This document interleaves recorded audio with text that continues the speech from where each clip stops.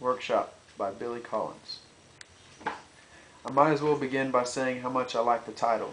It gets me right away because I'm in a workshop now, so immediately the poem has my attention, like the ancient mariner grabbing me by the sleeve.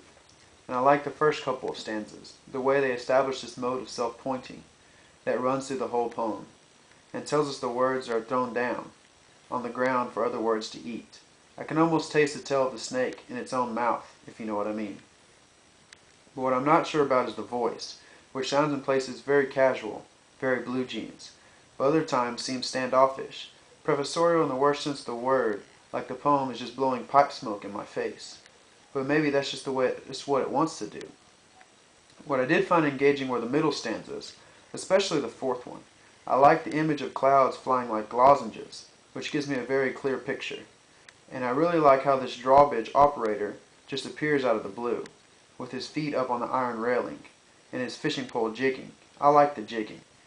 A hook in the slow industrial canal below. I love the slow industrial canal below. All those eyes. Maybe it's just me. Maybe the next stanza is where I really start to have the problem.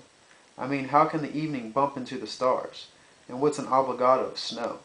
Also, I roam the decaffeinated streets. At that point, I'm lost. I need help.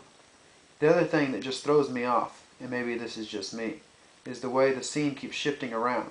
First, we're in this big aerodome, and the speaker is inspecting a row of dirigibles, which makes me think this could be a dream. Then he takes us into this garden, the part with the Delilahs and the coiling hose. Though that's nice, the coiling hose. But then I'm not sure where we're supposed to be. The rain and the mint green light. That makes it feel outdoors. But what about this wallpaper? Or is it a kind of indoor cemetery? That's something about death going on in here. In fact, I start to wonder if what we have here is really two poems, or three, or four, or possibly none. But then there's the last stanza, my favorite. This is where the poem wins me back, especially the lines spoken in the voice of the mouse. I mean, we've all seen images in the cartoons before, but I still love the details he uses when he's describing where he lives. The perfect little arch of the entrance in the baseboard, the bed made out of the curled back sardine can, the spool of thread for a table. I was thinking about how hard this mouse had to work night after night collecting all these things while the people in the house were fast asleep. And that gives me a very strong feeling, a very powerful sense of something. But I don't know if anyone else feels that. Maybe that was just me. Maybe that's just the way I read it.